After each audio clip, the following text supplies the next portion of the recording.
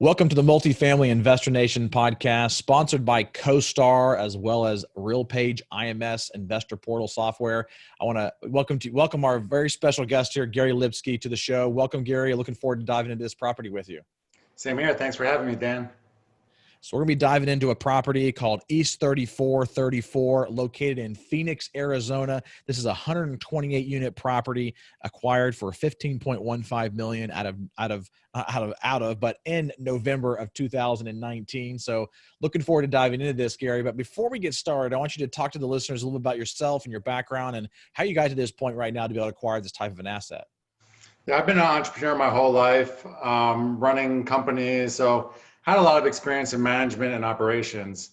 In 2016, I sold a business to get into real estate full time. I had been investing for a while, but I wanted more time and money to invest, and so I kind of dove in and checked out different programs, podcasts, books, meetups, anything I can get my hands on, and then. After investing more with other people, I started doing it on my own, and it was great to have that management experience in the past. So, running a multifamily apartment complex is like running a business, and so it was great to have that experience.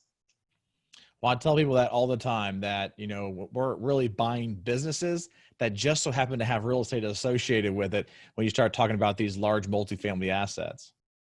Yeah, absolutely. It's about managing a team, reviewing the numbers, constant improvements, and discussing, reporting out to your investors, your other sponsors, whoever it may be. So yeah, exactly like running a business. Yep.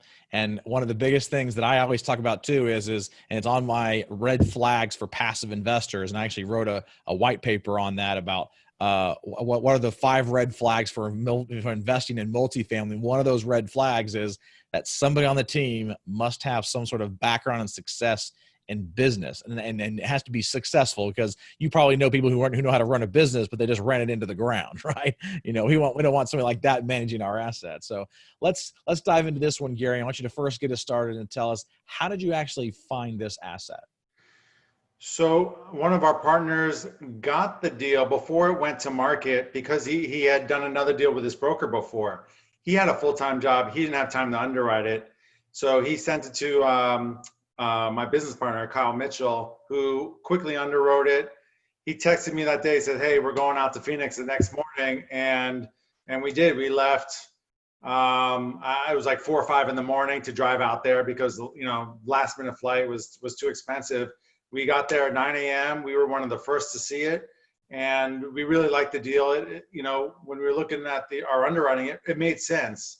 We knew the area. We had gone after an apartment building right down the street, so we were all in and aggressively went after it right away, versus getting into a bidding war where you really never win in a bidding war. Yeah, no, that's a great way to do it. So how many rounds of offers did you actually go through? Really one, I think, because they wanted a price. I guess it was 2, but you're going through the broker, so you're not really giving an offer. You're kind of going back and forth. You're working together for both sides to get what they want, and ultimately we came up with a number that worked.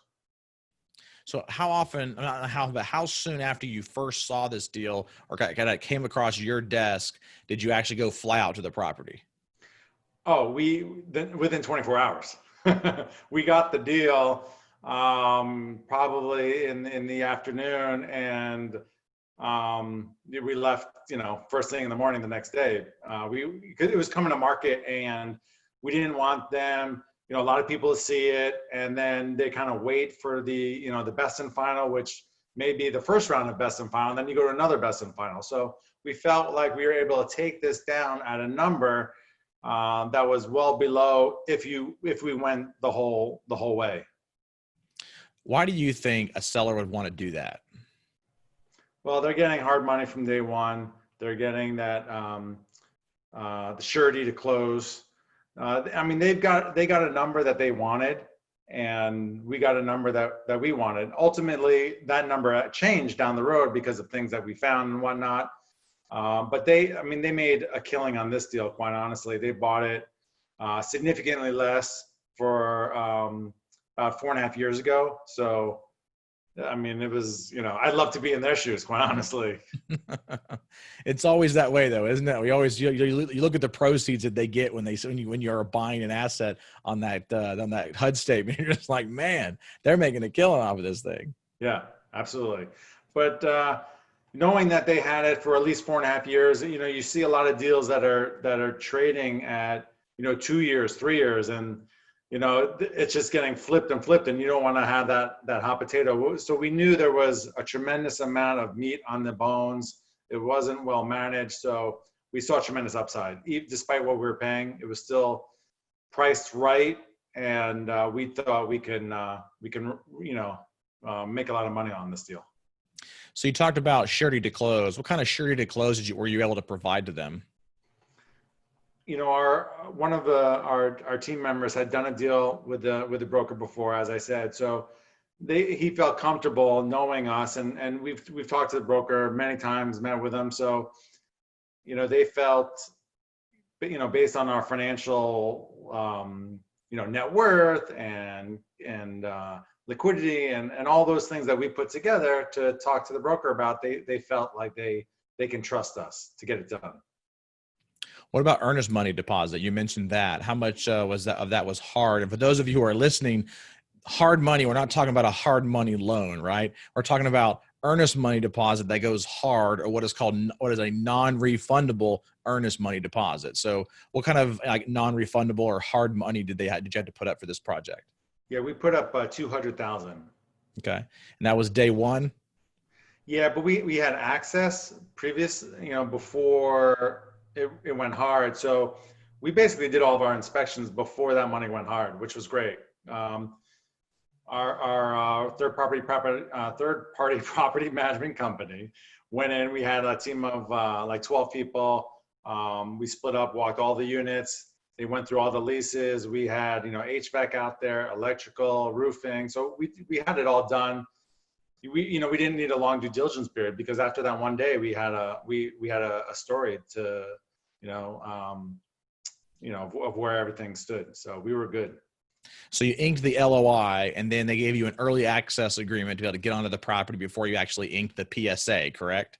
And then once you got that done, you're able to ink the PSA? That was a long process, because the seller didn't give his lawyer the copy of the LOI. So when we got the contract, we're like, what the heck happened here? It was completely different. I mentioned 200,000. On that, they had 462,000 as the hard money and deposit. And there was a lot of other things that changed. And quite honestly, we thought the deal was dead. We leaned a lot on the broker to kind of massage the other side and get them to communicate and get things done. And you would think after you signed an LOI, the contract would be done within a week. It took us probably about 25 days to get it right. And there were times where I thought this deal was dead. And did you get that draft PSA before or after you'd already done some of your on-site? It was after. Okay. Yeah. The cost wasn't that much to do the due diligence. But obviously we were willing to walk if we couldn't get this right. Yeah, I would definitely think that'd be frustrating if they signed an LOI, or at least reviewed the LOI, gave you an early access agreement. You already went on the site, did a lot of your on-site due diligence, or 90% of it, if you will, and then all of a sudden they give you a totally different PSA that has nothing to do with the LOI. Yeah. We like I said, we leaned hard on the broker, who's trying walking that tightrope, but.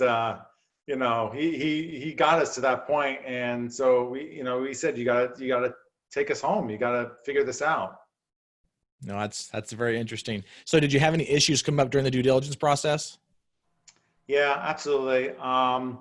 We found out that they were stuffing, the tenant base. So they had people that weren't meeting the 2.5 monthly income to support their rental payment. And they had renovated 19 units, and they weren't getting the rents that they had expected. Now, we love the area, and it's definitely changing from a C to a B, but there was a lot of work that needed to be done. Also, roofs, the warranties on a couple of them were expiring within 6 months and needed quite a bit of work. HVACs were in bad shape.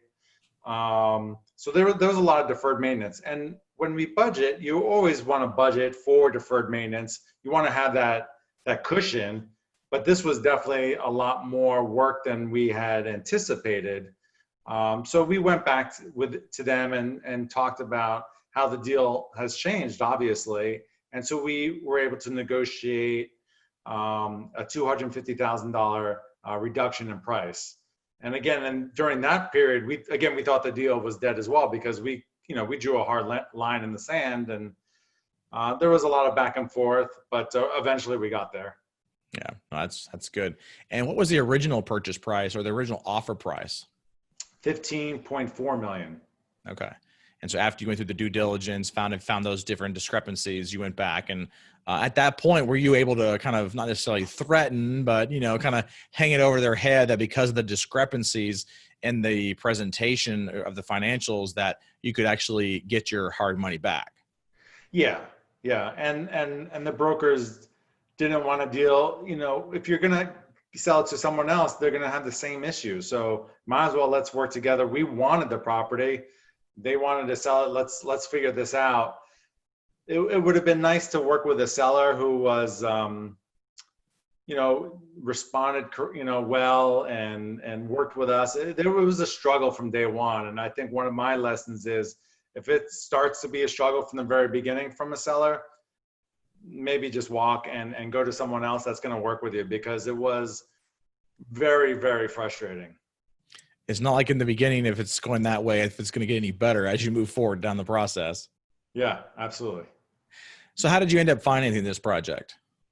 Sorry, say that again? How did you end up financing this project? So we went with a Fannie Green loan, and this is, we faced some struggles in this as well. I think originally we budgeted for 3 years IO, and knowing that we could potentially get 5 years IO. But this was in August when they kind of maxed out on the Fannie max that they can loan out.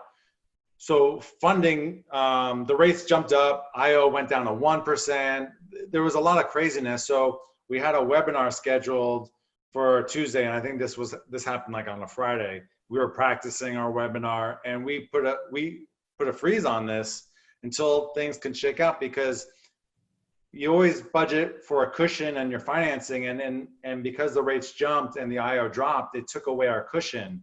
So we didn't want to change the deal to our investors. We really wanted to know with some level of certainty where our financing would get to be.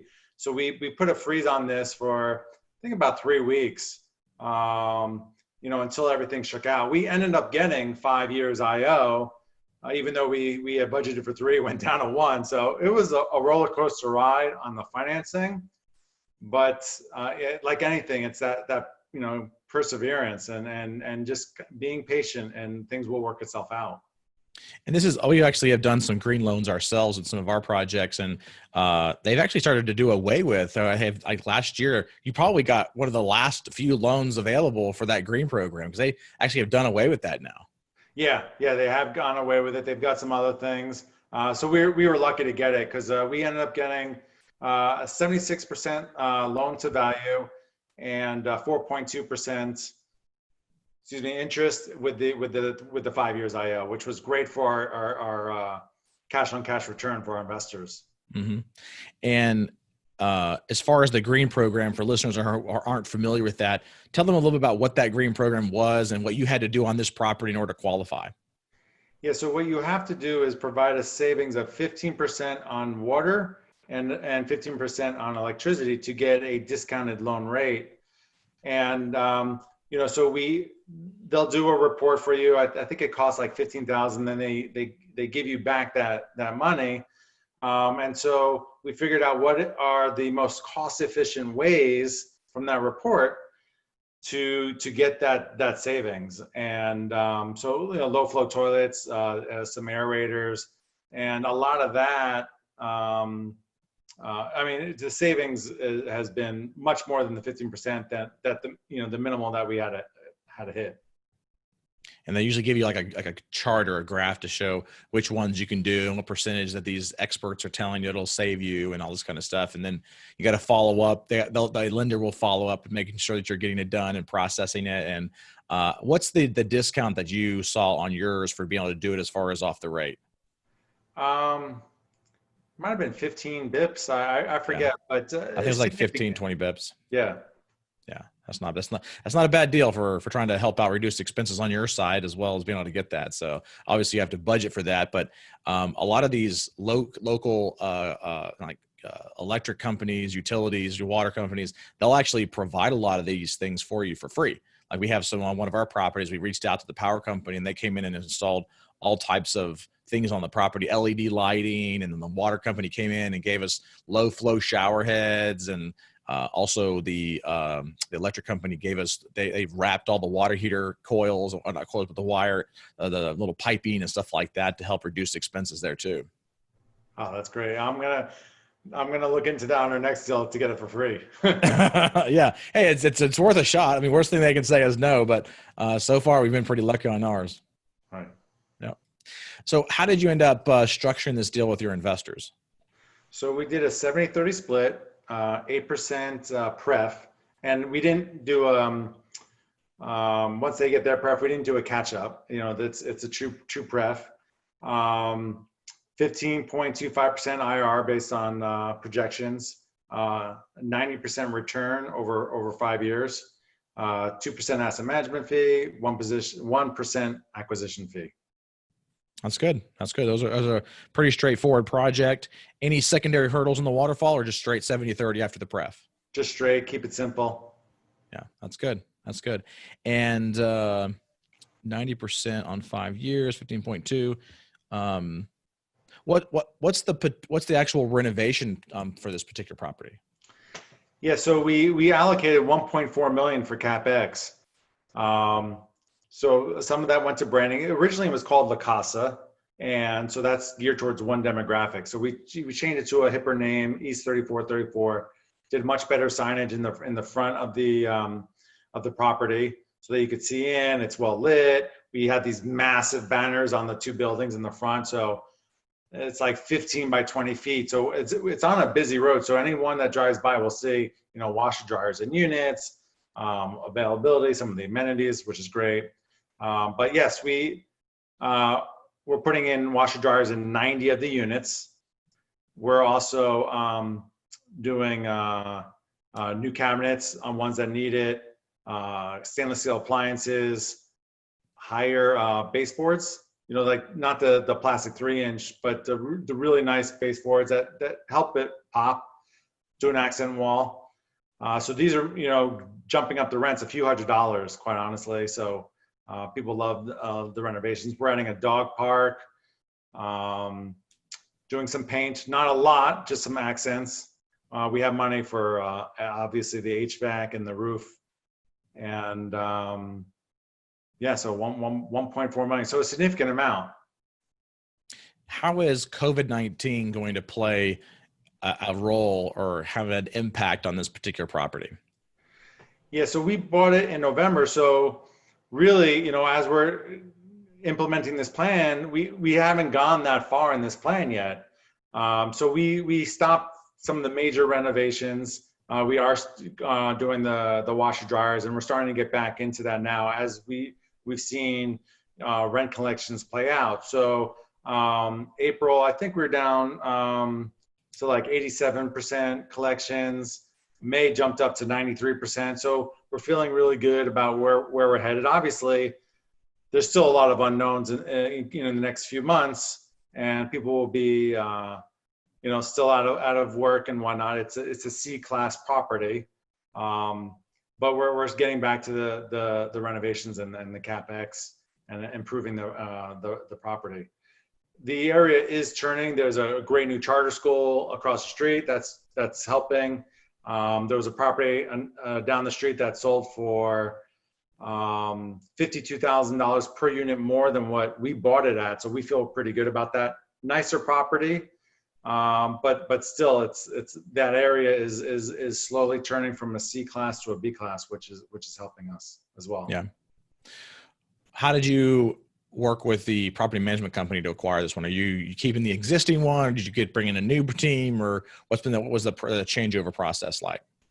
Yeah, we saw that as an opportunity. We were familiar with the other property management company, but they're more of a mom and pop. They're best with smaller units, up to maybe 35 units. They just don't have the infrastructure that this other company has. And we worked with them, this new company on our Tucson property. So we were very familiar with them. They managed over 16,000 units, but we never felt like we were just a number to them. And they have a tremendous infrastructure. So if someone's sick or quits, there's someone there to help the property. And they've been great. We met with them many times before we closed on the deal with the rehab team, with the marketing team, and getting that business plan in place and getting moving on that well before we took over. Going back to the capital raise again, or the kind of working with investors and how you structured it there, what was the timeline like for, doing that webinar or reaching out to your investors saying, hey, we have this project, and how long did it take you to get to your full commitment amount, and what was that process like?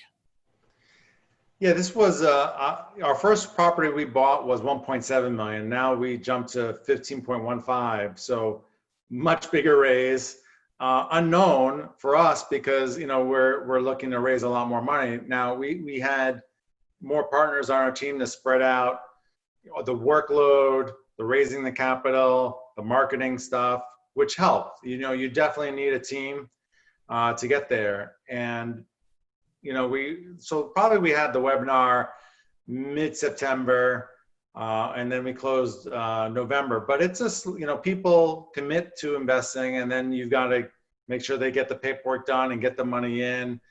And having not done a lot of deals yet, you've got to be confident and patient and whatnot that you're gonna get there. But it doesn't happen overnight like that. Maybe after we've done 10 successful deals, it'll be a lot faster. But it takes time, and you get there. A lot of people had expressed interest before, and we kind of knew what we can raise, and eventually we got there, which is great. And some people invest more than what they say they're going to do. Some people don't invest when they said they were going to invest. Until you're there, you just don't know. Did you have any sleepless nights? My business partner did. I've been through, the Great Recession and some other things. So I was able to be, to sleep a little bit better. Definitely stressed out, but I knew we'd get there. Yeah. How many investors did you end up having for this property? I think about 75 investors. So quite a few. Yeah. I think average investment was about 72,000. We had, obviously you're going to have the biggest share at your minimum of 50,000, but we had, someone at 300, 350, 250. So some big chunks from a number of investors. Yeah, no, that's about right. That's about what I see right now with most investments right now is about 70 to 80,000 as far as an average investment. Pre-COVID, you might have seen a little bit higher than that. We might have seen on some of our projects, we were seeing like 95 to 100 as far as the average investment. But right now, what I'm seeing is about 70 to 80,000, per investor as far as the average investment. So for those investors who aren't bringing on large equity checks from people who are bringing, $3 or $4 or $5 million, but your group, my group, we're looking for investors that are everyday investors that don't have access to these types of institutional quality assets, and to be able to help them take down some of these projects. We can do it all together. Can you think of anything else that happened on this property, issues, struggles, challenges that came up throughout the entire process that you think might be valuable for the listeners that we have not brought up yet? Yeah, the day we were going to close, our team was on site, ready to take over, and they found a down unit a unit that had some mold. And obviously this was, something that should have been taken care of by the seller, and they didn't. So we, reached out to the broker, reached out to the seller, and we're in this, this is the end of our extension period. This, guns are drawn, trying to figure out, like, you need to fix this. And there's constant surprises. They were able to, like, fix the mold, but we had to do some work on our end. But there's never a dull moment. And once you finally feel relaxed, like, you're in trouble. You've got to stay on top of it. And luckily our team was there and was able to figure that piece out. We also had, there's along the way, there's going to be surprises with, certainly now with COVID, we've had a lot of transients that were jumping the fence and coming into our property. So we've had to add some security patrol, tenants being home more, and you just got to monitor that and work with them in constant communication. But there's never a dull moment. I can definitely see that for sure. Well, I have two final questions for you, Gary, as we wrap things up. And they're kind of two contrasting questions. The first one's going to be, what did you find easiest throughout this entire process, and maybe in the beginning you thought was going to be a little bit harder?